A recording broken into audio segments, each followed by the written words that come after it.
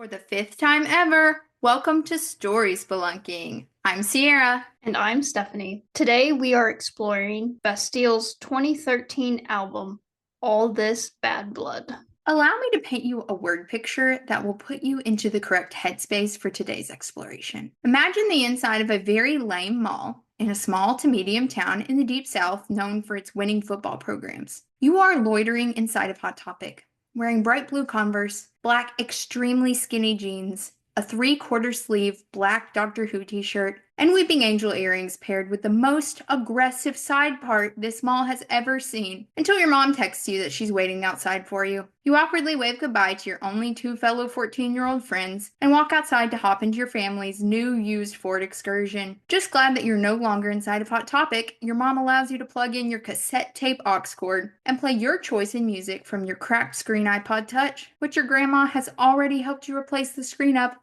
twice. Once Hey Brother by Avicii ends, your pulse begins to raise with excitement as those familiar eh-ohs sound at the start of your new favorite song, Pompeii, After Sweater Weather by The Neighborhood. You will listen to the album this song is on non-stop for weeks, if not months, if not years, as your family moves diagonally across the country to the opposite coast, and for months afterwards. Your mom will hate this, but not as much as she hates Hot Topic. You will grow into an adult who dresses almost solely in bright earthy colors with whimsical prints and sayings and hosts a yearly classical antiquity themed reading month called Ides of March Madness for just herself, so obviously well adjusted and normal. Beautiful word picture. I think we're all ready now.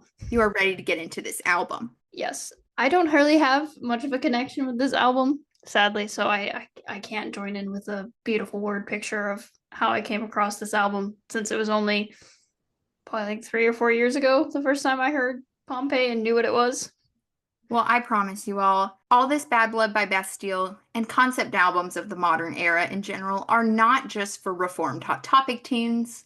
They are for everyone. And especially as historians, I think it's very fun. At least I had a lot of fun exploring this album from a historical point of view. And I think probably we should explain what a concept album is, because I don't know if they're as well known. I wish everyone was into concept albums, but if you're new to the topic and you're just getting into it, welcome. A concept album is a rock album featuring a cycle of songs expressing a particular theme or idea. However, I would argue that it does not have to be a rock album. And if I'm not mistaken, it kind of touches back to an era of folk music. And I don't know, do we want to get out your soapbox to talk about folk music, or shall we save that for a later date?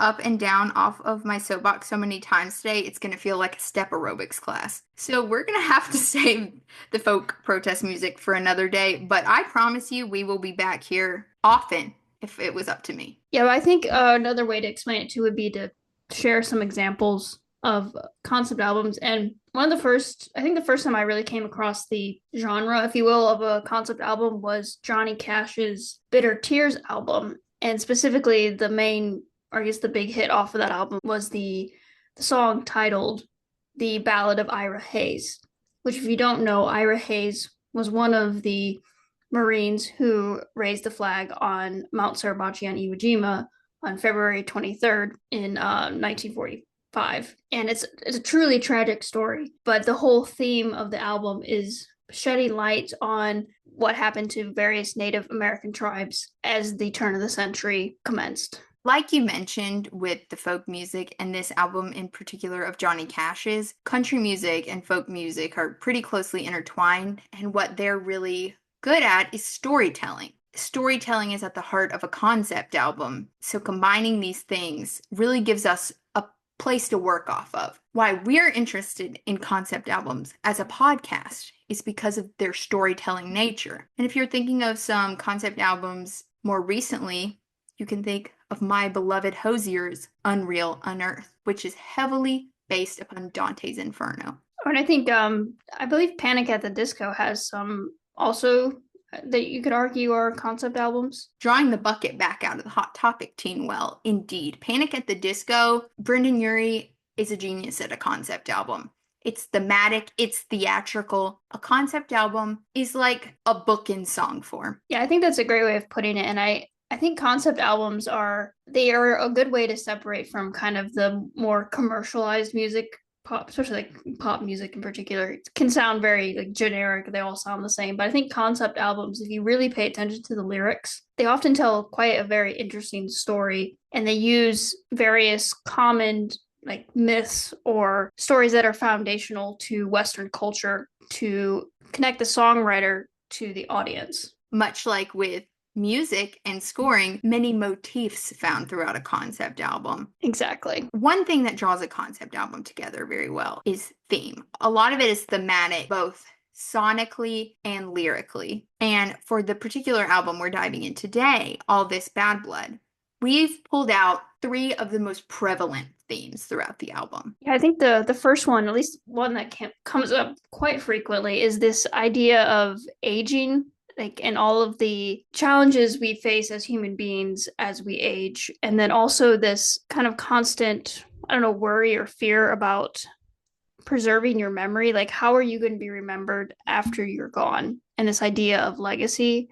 And I think he brings it up several times really well throughout this album. As historians, that's a theme we care about a lot, and that's why we mentioned it first. Tied closely into that is this theme of struggling to find your place in the world and mental health. So as you're thinking about what kind of legacy are you leaving, you're also thinking about where do I fit into the world now? And I think that's definitely a very universal thing we all deal with. Like, where do we fit in this world, especially after, you finish high school and then college? How do you find your niche, if you will, in society? I know for me, it's like my whole life, it was just school. School was the structure I based myself off of. So when I graduated, I wasn't like, yay, school is over. I was like, how do I live my life without this present, steady structure of school? And I just decided to never end school. Yeah, I have a few more years left. These themes are very relevant to people in their mid to late 20s, I feel, which is about the age he was when he wrote this album. So I suppose that makes sense. And then a third theme is sort of the nature of relationships. It's not just romantic relationships. He talks about his parents. He talks of songs that could be interpreted as being about friendships. All of these themes are really closely tied together, but I think that makes it work even better. It's his thesis statement that he's proving with all of these songs. Yeah, and it's not just like each song is like only looks at one theme per song. No, it's just like you said, you can pull each of these themes from each song. And I think it just shows his lyrical genius, if you will, of how all of these songs come together to create a holistic album from start to finish. I also think this style of analysis really fits with the theme of our podcast, which is that anything with a story is worth analyzing. If you were just listening to this on the radio, which, if I had to guess, if you remember 2013 to 2016, you remember listening to Bastille on the radio, even if you didn't know it was Bastille. If you take the time, instead of just like, I'm in Coles and the song is playing, if you take the time to actually listen to the words, it's a very rich and rewarding experience. Yeah, it definitely was for me because, like I said, I have no emotional connection to this album, and I didn't really. I mean, I knew Pompeii because obviously that is the big hit of this album. You listen to the lyrics, and there's the surface level of what the story is about. But then, if you look at it, through these themes, you can see there's even deeper meanings that you can continually go deeper and deeper into the story he's trying to tell. And speaking of Pompeii, that is what this double album opens with. We kind of already mentioned it before, but he's using classical stories to connect him as a songwriter to the audience. Like, we all know the story of Pompeii, the volcanic eruption and the city that is literally preserved in ash. And then there's a later song on the album called Icarus. We all know the story of Icarus. There's even one titled Daniel in the Lion's Den.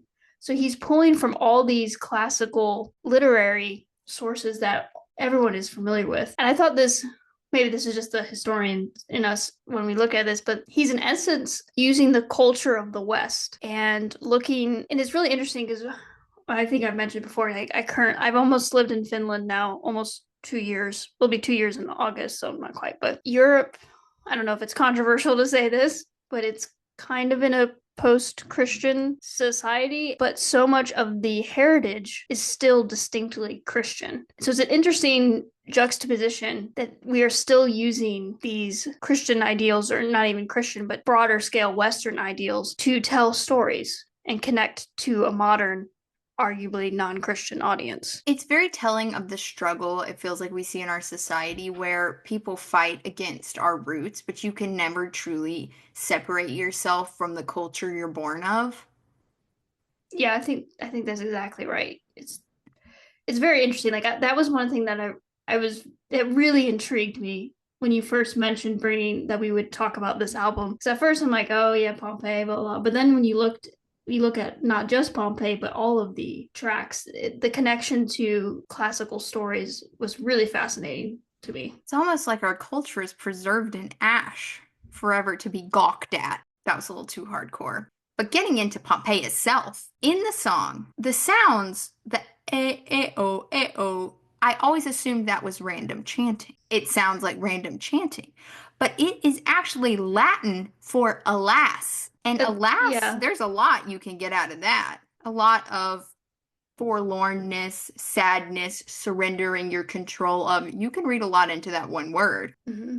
And then, interestingly, I'm about to read one of the lyrics. I promise I will not sing to you outside of the chanting I have been doing nonstop. I even told Stephanie I wouldn't do that, but I am doing it anyway. No, go for it. He says, "We were caught up and lost in all of our vices, in your pose as the dust settled around us." Now, if you have been to Pompeii, which I have, the things that Pompeii is really known for, if you're not super into archaeology, just the things that are well preserved there, are brothels, gross, and the bodies of the people. Like, you walk by and you look at these people's real mummified corpses, and people just, they go there to see them. And there's this really famous pair of them that are entwined together. Like, as the ash fell and mummified them, they just held on to each other, entwined, if you will. Yeah, it's really interesting. I went back and watched several interviews with Dan Smith, who wrote the lyrics, and he mentioned that obviously on the surface level, the song is about, the victims of Pompeii, but then also he said that when he was writing this, he actually wrote it in his bedroom that he grew up in after returning home from college, that he felt his life was like those victims who were frozen in time, and he was frustrated he felt like he wasn't moving forward, like he was stuck in this place and he couldn't figure out where his place in the world was, which I think is a feeling we all can relate to at some point in our life. I completely agree. We're just preserved in the ash, especially if you're back home, which is another theme that comes up a lot, even though I wouldn't label it as a distinct theme outside of growing up. It's hard to get out of the place you've been your whole life. It's sort of like the ashes are a cocoon, and you are in your 20s butterfly. But that also brings us to, we have to always talk about scores, and I guess it would have been a year ago now. Yeah, or almost two. Bastille did a collaboration with one of my other favorite composers, Hans Zimmer. And actually, the collaboration was initially born out of Dan Smith worked with Zimmer for the score for Planet Earth 3, so the documentary, the BBC documentary series. And he went to Zimmer's studio complex in LA, which is ironically called Bleeding Fingers, which that just brought up some piano lesson trauma for me. So he initially worked with Zimmer on the score for Planet Earth, but then it was about the time that Pompeii was about to hit its 10-year anniversary. And so Zimmer's like, how about we do a remix or a re-release of Pompeii together? And so they did a collaboration with Pompeii. And it was really interesting hearing Dan Smith and Zimmer talk about how they, in essence, stripped back the song and remixed it, but remixed it classically. And I highly recommend it. I really love this version of Pompeii. When you think of artists that you're going to be like, let's hop on the track and do a remix together on an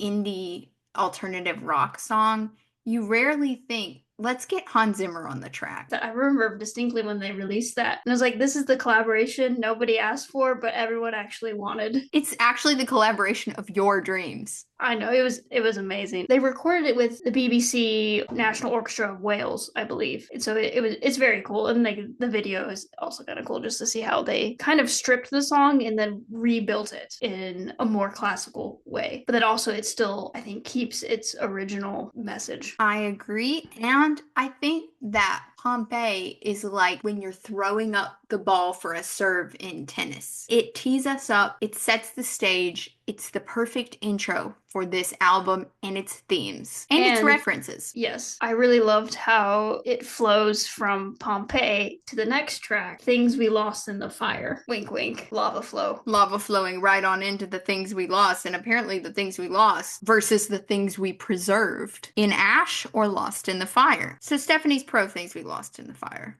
But what do you think about Bad Blood? I don't like this version of Bad Blood or Taylor's version of Bad Blood. Stephanie's only here for the good blood. Which is why I donate mine. And I think actually you donate more regularly than I do. I have the bad blood. No. Let me speak positively about myself. I have 2 iron-rich blood, so I must get the bad blood out by giving it to my community, and then my body will make good blood. So maybe I love bad blood. Maybe it speaks to my personal lived experiences. Is that why you like this song? Maybe you're actually hating on me as a person. I'm overjoyed by your reaction. I'm just kidding. Overjoyed is our next song. Overjoyed is, I don't want to say forgettable, because I don't think there's a song on this album that I don't like, but Overjoyed is a song that I think this is an album of no skips. I think this is a no skip album, but if I had to skip one, I'm skipping Overjoyed. And I honestly don't remember when I listened to it. And that's terrible because it was the lead single of the album. This was their first song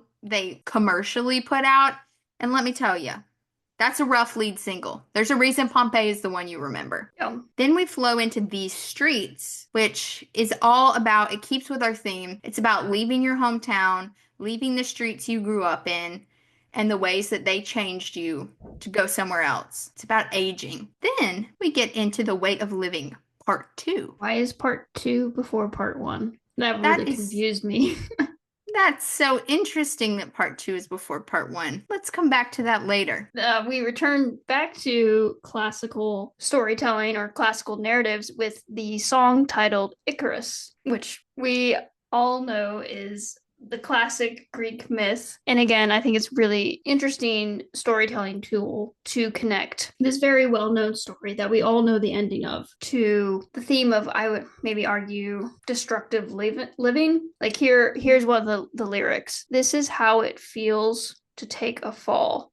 Icarus is flying towards an early grave. He's really playing on the themes of the myth itself. In the myth of Icarus, he and his father are escaping prison on wings they made themselves. Icarus is so consumed with his own freedom that he forgets to heed his father's warnings, flies too close to the sun. The wax holding the wings together melts, and Icarus falls into the ocean and dies. So Icarus isn't so much intentionally behaving that way as he's too intoxicated in his own freedom. But this song, it makes it a little more intentional, kind of destructive living, being careless with your own, sort of still your own freedom. Mm-hmm. But he sings, your hands protect the flames from the wild winds around you. And it sort of calls to mind, in the myth, it's the heat from the sun that causes him to fall. The wind is actually helping him fly.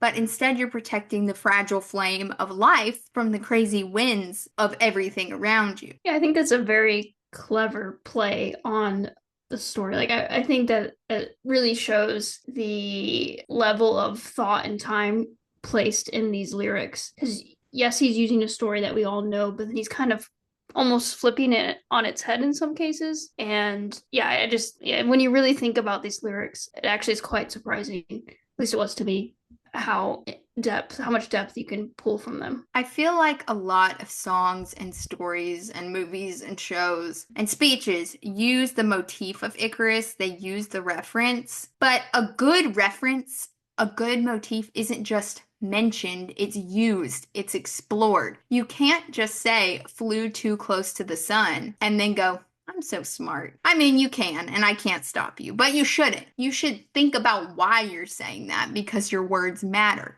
And if you're a singer and you're putting out a pop song and you want to feel literary and smart, you can't just say too close to the sun. There's more to it than that. It is very interesting, yeah, because we sometimes as authors, we can be a bit lazy and just, use a phrase. Like I have used, I don't think I've ever used Icarus in my writing, but I have used similar ideas. And sometimes you can just tease it. That can also work. But most of the time, like you said, you need to develop it beyond just, mentioning don't fly too close to the sun. My mom always says that being smart is being willing to learn. And I don't think being smart is just mentioning things that you know. It's exploring the idea, it's asking questions. So I think that Icarus does a good job of exploring the idea, being smart about it, if you will. And that got radio airtime. We were thinking about Greek mythology. That's also what I love about a concept album is I think we put a lot of pressure on people.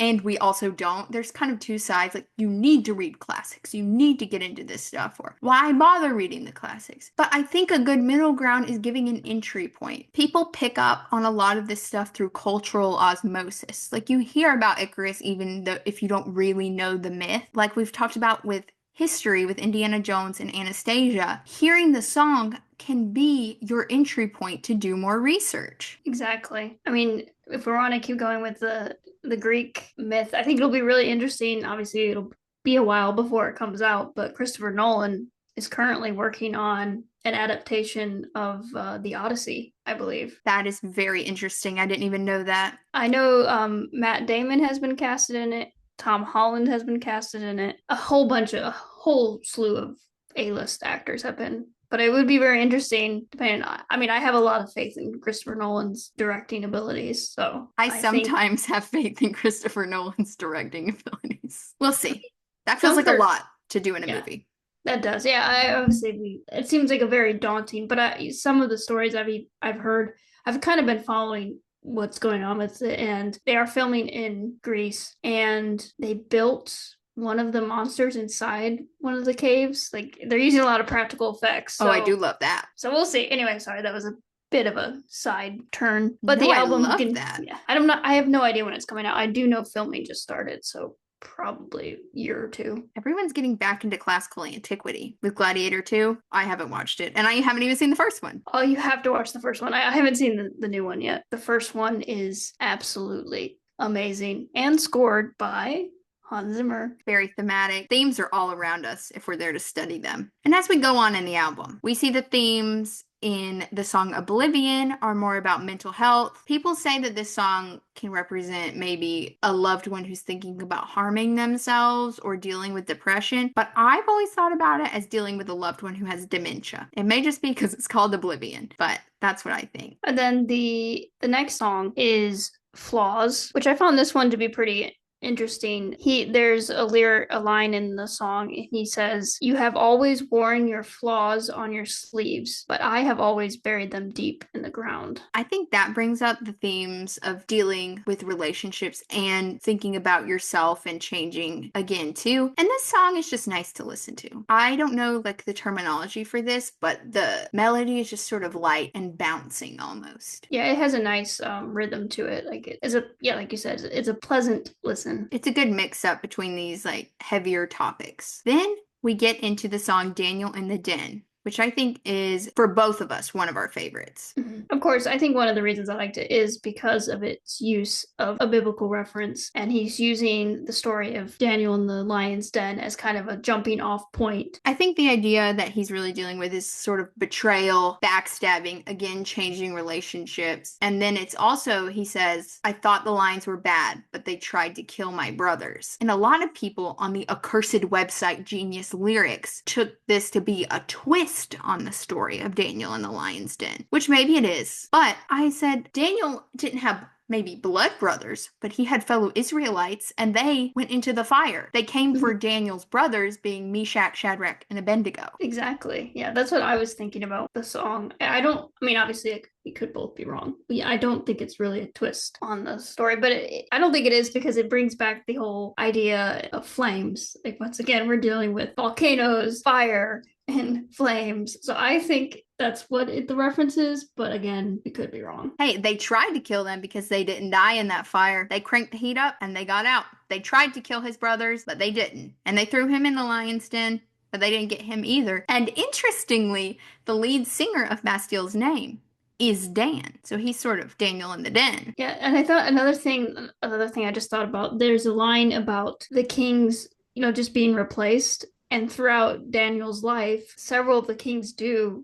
die and then they were replaced. I think there's a lot of layers to the song that are Yeah, fun to explore. he says for every king that died, they would crown another. It also mentions a lot about dreams. And of course, Daniel interprets the dreams of Nebuchadnezzar. So a lot of good biblical literary references here. You guys got to get into Daniel in the Den. Yeah, it's a great book to read. To finish off, All This Bad Blood is split into 2 discs. So we're almost at the end of disc 1. We have the song Laura Palmer, which is a reference to David Lynch's early 90s television show, Twin Peaks. And it sort of deals with, again, the legacy after you die. How are you remembered? Who are you really? I've never watched Twin Peaks because I'm a little bit too scared. David Lynch is just doing stuff that's a lot for me to take in. Very understandable, yeah. I haven't either.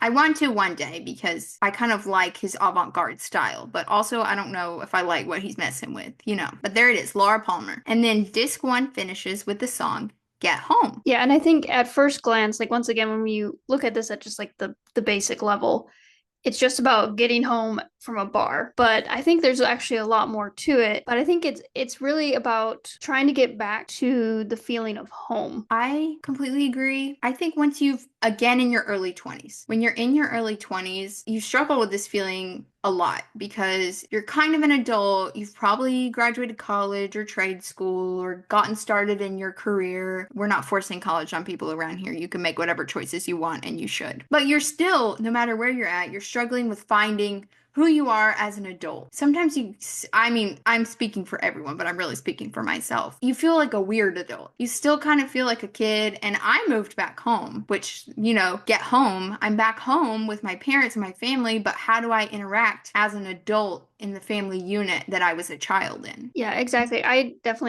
felt some of the same feelings when we're talking about we both went away to college. You traveled a little bit further than I did. But then, when I would come back, it didn't feel like home in the same way. Like people's lives moved on when I was gone and we were in different places. And I think what really hit me is home really isn't necessarily a place for me anymore, but rather it's people. Yes, it's the people. When you move, when you go around, you're changing, but if you can stay, even if your relationship with the people around you changes, it sort of peels away the people who aren't with you anymore and draws in closer the people who are truly your home, the home you need to get back to, that feeling, the real ones, the besties. Then there's a little quick circle back around to the weight of living, part 1. In the song, he's kind of using the idea of stumbling home from the bar in the morning as a metaphor for, like we said, getting back to the feeling of home. But he says, the birds are mocking me, which in the weight of living, he talks about an albatross around his neck. Much to think about bird-wise. Now, disc 2 of All This Bad Blood, which came out later and took the album from Bad Blood to All This Bad Blood, isn't as many commercial songs. They're a little slower, but they start really hitting hard on the theme. The second disc opens with The Poet. Yeah, and this song has this set of lyrics that say, I can't say the words out loud, so in a rhyme I wrote you down. Now you'll live through the ages. I can feel your pulse in the pages. I have written you down. Now you will live forever, and all the world will read you, and you will live forever. In eyes not yet created, on tongues that are not born, I have written you down. Now you will live forever. I think this was a song that I didn't listen to as much when I was Hot Topic teen angsting, but I should have been. This is a sleeper favorite. Not only do those lines hit home on the theme so hard, besties, this is a Shakespeare reference. And you all didn't know this unless you know me in person. I love Shakespeare. I'm a Shakespeare in the Park devotee. I own almost all the plays in book form, not in real life. But this is a reference to Shakespeare's Sonnet 81, which I'm going to read to you. But I need you all to know that even with my many years of English training and gifted English and an English degree, I do not understand rhythm and iambic pentameter. So I don't think anyone does. don't judge me. I'm just going to read to you. Shakespeare's Sonnet 81. Or I shall live your epitaph to make, or you survive when I in earth am rotten, From hence your memory death cannot take, although in me each part will be forgotten. Your name from hence immortal life shall have, though I, once gone, to all the world must die. The earth can yield me but a common grave, when you entombed in men's eyes shall lie. Your monument shall be my gentle verse, which eyes not yet created shall o'erread, and tongues to be your being shall rehearse. When all the breathers of this world are dead, you still shall live, each virtue hath my pen, where breath most breathes, even in the mouths of men. So those lyrics are a reference to this sonnet, and that is all to say that in writing and poetry, you can live on after you die. Your legacy is preserved, and people who are not born yet can read about you even if they never know you because you never live at the same time. That's incredible. This is also a reference to Edmund Spenser's Sonnet 75, but I will spare you all, especially you, Stephanie, but you all, another sonnet reading. It's okay. You did very well with that reading, by the way, especially with the Old English. I love Shakespeare, but I read it more than I say it out loud. I think this song, and again, the literary references, just tie us back to our themes of aging and life changes and relationships and preserving a legacy after you die. This song is the perfect tee up for the second disc. Yeah, it's very, very interesting. And not only has he, brought in these ancient references with Daniel in the Lion's Den and then, Icarus, but then he brings a little bit more. He's kind of moving through time, if you will. And now he's referencing Shakespeare. That again ties us into Western culture because we have Greco-Roman and now we have Elizabethan England. And of course, Judeo-Christian. Mm-hmm. These are all foundational elements of Western culture. And he continues again with, the highlighting this theme of how are you going to be remembered in like the realm of how you're sharing your story in this next song called The Silence. The Silence is another one that I would only listen to on like a full album listen, but it's again hitting with the themes of immortalizing your life, so your legacy lives on after you die, and preserving your history through writing and sharing your story. Like one of the lyrics is, tell me a piece of your history that you're proud to call your own. Then we move on to one of my absolute favorites of the whole album, Haunt, which is on the album as a demo form. So it says Haunt in parentheses, demo. And this one is so interesting thematically because, of course, it's referencing like haunting ghosts. It could be about someone haunting you, their memory haunting you after they die. So again, preserving legacy, living on after you die in the memory of your loved ones. But it could also be after the death of a relationship, a friendship, a romantic relationship. You go to the places where you went together or you do the things you love to do together and their memory haunts you even though they're still alive. This is why concept albums are very fun to explore from a narrative point of view because there's so much you can go into. You can obviously see a lot just from the surface level, but when you go and dig even deeper, you can bring out even more gems, if you will. You might hear a lyric just in passing when you're out and about playing from a speaker or on a friend's playlist. Sometimes you can get a lot of good songs just Googling the lyrics of a song your friend is playing. Why wouldn't I just ask? I don't know, but I'm gotta get it on the sly. But then you hear that lyric, it's stuck in your head, you think about it, and then you can listen to the rest and you start to get a whole picture and you're like, this song really represents how I'm feeling. And after Haunt, why, what's this? The Weight of Living Part 1? But Part 2 happened earlier. This is out of order. Yeah, the perfectionist in me really doesn't like how Part 1 came after Part 2. Like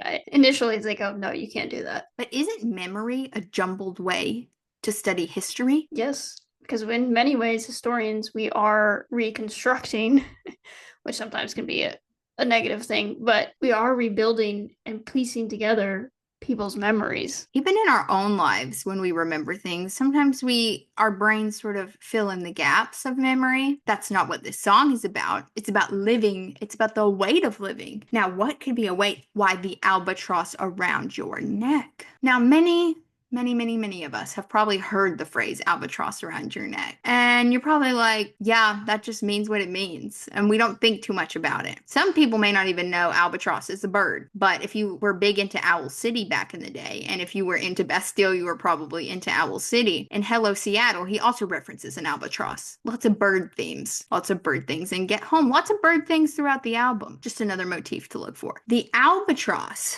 references Literary menace, romantic poet Samuel Taylor Coleridge's famous poem, Rime of the Ancient Mariner. Samuel Taylor Coleridge is not a menace in the traditional menace sense. I don't really know anything about his personal life. I just know that I had to read this poem so many times for English classes in high school and college, and every single time I think I fell asleep reading it. This poem is so boring. This is why I was strictly a history major and was not brave enough to be a double history and English major in college. I love literature and I like poems, but I'm not a big, the romantic movement is not my favorite, although I was telling Stephanie earlier, Walt Whitman, who was a romantic poet, is probably my favorite poet, but something about the way the British romantic poets were doing it and the way the Americans were doing it was not the same. It was like romanticized. I think it might have just been the Industrial Revolution because William Blake, who I think was also a romantic, nobody quote me on that, was writing about chimney sweeps and coal mining. And Samuel Taylor Coleridge is just writing about sad sailors and dead birds. But Walt Whitman is just like, nature is beautiful. I am a complex person. You have much more in-depth knowledge of poetry than I do. I don't think mine stems much further than Alfred Lord Tennyson's The Charge of the Light Brigade, which I did memorize in 6th grade, by the way. You're better than me because I can't think of many poems I've memorized in their entirety. We had to each pick a poem to memorize in 6th grade, and me already at that point obsessed with military history, I chose The Charge of the Light Brigade because into the Valley of Death rode the 600. Half a league, half a league, half a league onward into the Valley of Death. I will stop because, yeah, anyway. That's my snap laws for your poetry reading. Thank you. Well, you were spared this poem, The Rime of the Ancient Mariner, because in the poem, the sailor kills an innocent and playful albatross, just a sweet bird, which all the other sailors are also annoyed by, and they blame all of this stuff on the bird. So the Ancient Mariner, who is the narrator of the poem, it's kind of like a double layer poem. Like they're telling a story in the poem, which is already a story. So everyone's annoyed by the bird. So the Ancient Mariner kills the bird, and then a lot of tragedy and unluckiness follow. Everyone blames it on the Ancient Mariner who killed the bird, and he's forced to wear the bird's corpse around his neck instead of a cross. I'll read you a quote from the poem so you know I'm not just giving it a story because I was too bored to read it. Ah, well a day, what evil looks had I from old and young.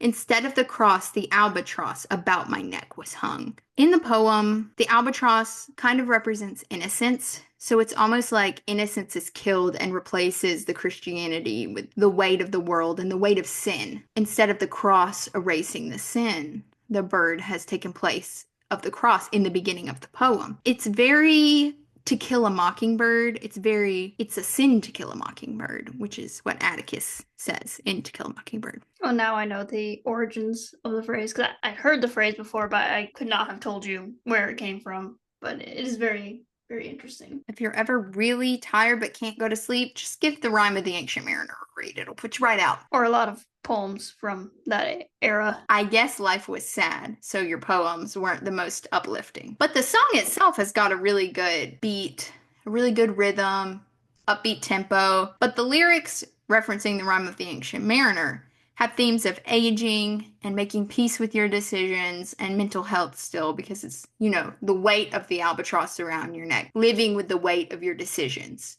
The weight of living. There's also a lyric which it says, it's the sun in your eyes, in your eyes. Icarus, is that you again? Have you come back? Another reference. Spotted. Yes. But then we obviously keep going through the album, and the next track is called Sleep Song, which again deals with these issues of belonging that we've already kind of mentioned, as well as mental health. But then I think the next song is really interesting. It's Durban Skies is the next one. And Durban Skies is one that I maybe in my younger years could not have appreciated as much as I like it now. This was another one that I have listened to a lot, but it really became my favorite on an intentional listen. Let me rephrase. Maybe not my favorite, but one of my favorites. Durban Skies is about Dan Smith's parents who lived in Durban, South Africa before he was born. He lived in England, grew up in England. Maybe he was even born in England. I don't know for sure. But his parents grew up in Durban, South Africa and were married there. So the whole song is sort of about thinking about your parents' lives and how they had entire lives and were entire people before you were born. And you can't really know those people because you weren't there. It's their legacy preserved for you, your family's history, and how that impacts your life. One of the lyrics is, "It's alive when I see it through your eyes. It's alive.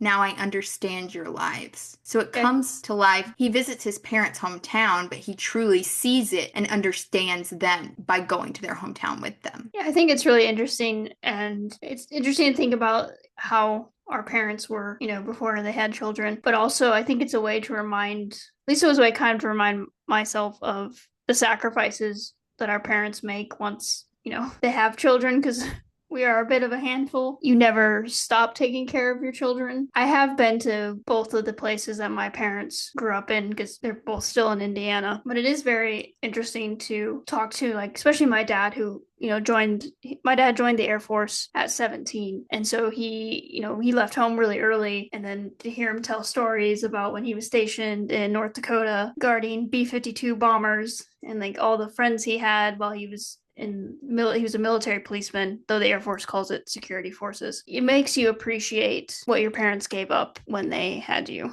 It also sort of puts your own feelings in perspective, sort of double layered. You're thinking about your parents and the life they lived, but then you're also sort of thinking about yourself and how you fit into that picture and how you feel about your parents' lives. So it's multi-layered. You can keep on digging. It reminded me of how I used to get in the back of my grandma's Camry with my siblings, and my mom and her would be in the front seat, and we would drive to her hometown, which was about 30 minutes from the town I grew up in. And we would drive, it was in the boonies, it was rural. And we would be driving through the country, and there's this one, you wouldn't call it a corner store because it's one little building on a corner between like 3 fields of cotton. But on the side of this store was a giant clock that said, "Time is an illusion." And if that isn't thematic to this song about your parents growing up, then I don't know what is. That's why part 1 is after part 2, "Time is an illusion." And then the next song is called Laughter Lines, which I think again deals a lot with the theme of aging and what you face as you move up in years. Yes. I mean, what could Laughter Lines be about but aging? And aging with a person. So again, you have that level of relationship. And then you get into Previously On, Other People's Heartaches, which is basically an interlude and a reference to their mixtapes. Bastille made mixtapes before they put out an official album, where they would borrow a lot of sound bites from popular movies and other songs, and they would do covers. So they couldn't put a lot of those on their main album because of copyright issues, but here's a little tease about that, and a tee up into the next song of the night, which is a mashup cover of 2 songs from the 90s, "The Rhythm of the Night" by Corona and "Rhythm is a Dancer" by Snap. And then I think some of their mixtapes, as you mentioned, because of copyright issues, I watched an interview with Dan Smith, and he was talking about his collaboration with Zimmer, he mentioned his love of soundtracks. And so they would often also pull stuff from movie soundtracks, like Requiem for a Dream. And then also Smith's favorite Zimmer soundtrack is from the movie True Romance. I wish that some more of those could have been legally published because they were really good. But luckily, if you listen to the 10th anniversary edition of Bad Blood, they were able to publish some of their covers that they couldn't before. So the song No Angels with Ella Eyre is a cover of No Scrubs by TLC. They have a cover of I Just Died in Your Arms by the Cutting Crew, and my favorite out of this trio of covers, they covered Dreams by Fleetwood Mac with Gabrielle Aplin. Not better than the original, but it's really good. Yeah, we definitely need to do a Fleetwood Mac album in the future because they have some really, that's more of my genre of music, is the older ones. Do you remember when everyone was making those memes of Bill Clinton with albums around him? No. If I can find it, I will put a picture on the YouTube video of mine. But one of the albums that I put on there was All This Bad Blood, and another of the albums was Rumors by Fleetwood Mac. That's probably their best album. There is so much drama and tea and history behind that one. But back to All This Bad Blood. The next song is titled The Draw. It's a lot about mental health and human connection again, and loneliness. I think we can tie that into the relationship and mental health element about loneliness, being lonely in your mid to late 20s. But everyone feels lonely sometimes. But I think there's sort of a unique level of loneliness that comes with trying to decide what you're going to do with your life. Who are you going to be? The next song deals with heavy topics that maybe 14-year-old Hot Topic teens shouldn't be jamming to, but but we were anyway. It's called What Would You Do? And it's a cover of 2001's What Would You Do by City High. They would play this one to add time to their sets when they were performing, and they played it so frequently they decided to add it to the album. Her genius lyrics, so take that with a grain of salt. Bestie Abigail, shout out once again, and I, by the time she was driving, would ride around in her car jamming out to this song, which is about a single mother's life, making choices because she feels like she has to make them because she needs money. She's not living right. And we'd be like, yes, what would you do? Sometimes though, like as a kid, you don't really pay attention to the lyrics. You kind of just like, oh, this is, this has a great rhythm. Sometimes like even now, like sometimes I'm like, oh, I like the song. And then I'm like, wait, what are these lyrics actually saying? I feel like the 80s and the 90s were really bad about that. You're just jamming out to this power ballad, and then you stop to think about the words, and you're like, wait, what are we saying? Ma'am, get a grip. And then the next song I think is a perfect closer to the album. It also has a great callback to the opening track of Pompeii. Skulls is a more subtle callback because it doesn't directly state anything about Pompeii, but the themes are about death and legacy beyond death and complicated relationships. For example, he says, when all of our friends are dead and just a memory, and we're side by side, it's always been just you and me, for all to see. When our lives are over and all that remains are our skulls and bones, let's take it to the grave. I think this could once again be referencing those intertwined mummies in Pompeii. Everyone's coming to see. They're intertwined for all to see. That's intense love. It's preserved beyond death. Their memory of their relationship outlives them. It is giving Francesca by Hosier. I do think there is a somewhat humorous line in the song. He says, it's Day of the Dead, and I'm Indiana Jones here. Everyone go listen to our Indiana Jones episode, wink wink. And then he also, not only is, I think that the lyrics you read reference Pompeii, he also has this line, these coins sit upon our eyes, pull our funds, we'll pay the boat together. I think you mentioned this, at least this immediately brought Percy Jackson to my mind. This is a reference to paying Charon. Heaven knows if I said that correctly.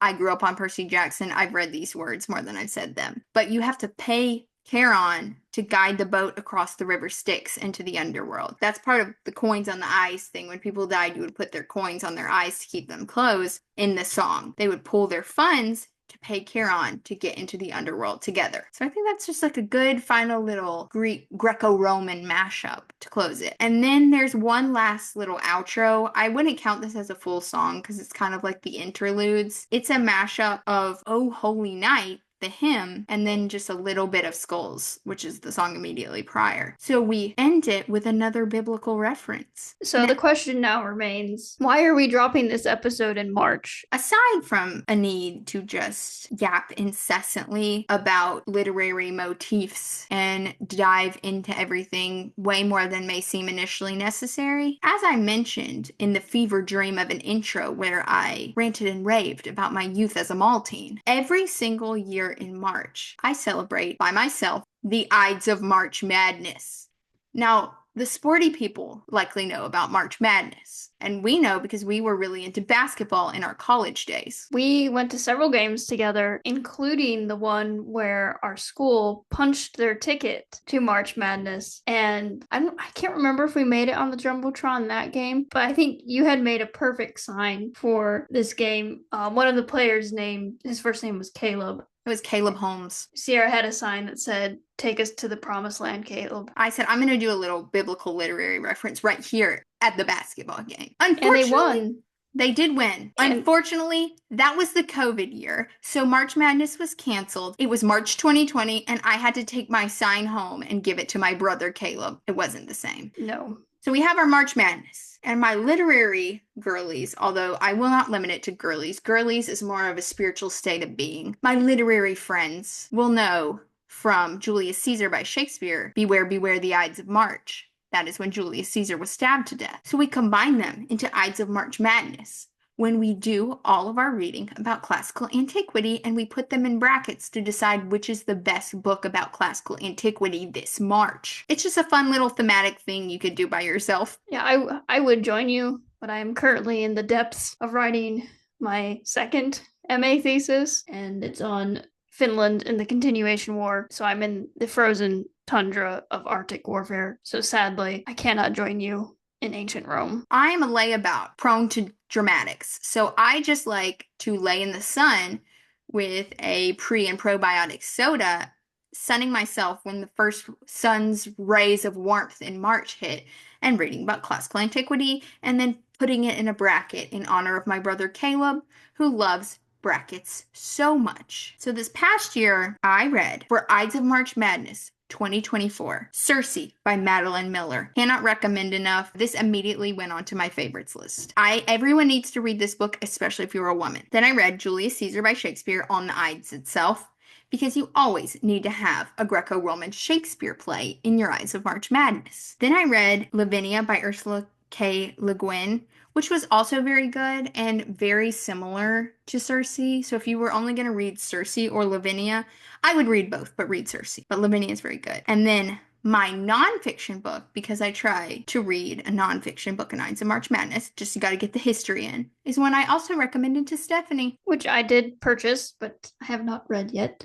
It's Mary Beard's SPQR, History of Rome. And then also, I think we both just picked up her most recent book, Emperor of Rome. So I hope to read those at some point. I don't know when I'll get to them, but I did read the introduction of Mary, the first one, and I really like her style of writing. It's very easy to read, and sometimes, even as a historian, when I am reading other works of history, sometimes they can be written in a very boring fashion, which is something I strive not to do. But hers, I found it from a literary perspective also to be very interesting. Sometimes when I'm reading nonfiction books, or especially dense fantasy, I like to hybrid read between audiobooks and reading, as I call it, reading the physical book. And the audiobook of SPQR is incredible. It sounds just like Spaceship Earth at Epcot. That made me feel so nostalgic, on top of finding the book itself very interesting, that I cannot recommend the audiobook of SPQR enough. But I want to tell you my planned reads,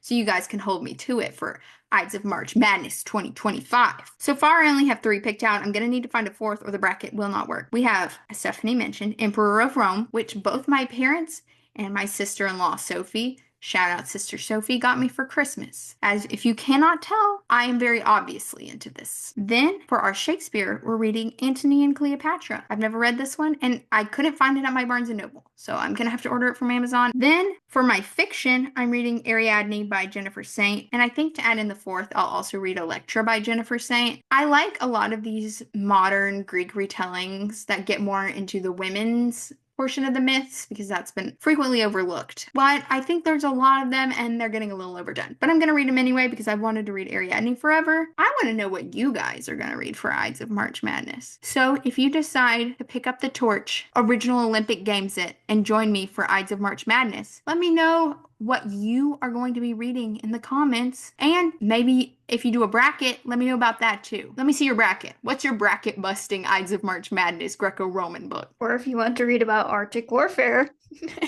that's what I'm doing. And also working on translating primary sources from Finnish to English, since not very many of those exist, sadly. But I think that wraps it all up. This was very interesting for me, because very new topic. We will definitely return to the theme of concept albums and how narratives can really be explored when you design an album, more narratively speaking, than just a bunch of random hits thrown together. But for the next episode, which will drop around one of my favorite holidays, I don't know if it's a holiday, Day of Remembrance, if you will, is National Medal of Honor Day, which is March 25th. That's when the Medal of Honor officially became a part of the medals for valor in the US military. So we will be looking at the movie Hacksaw Ridge.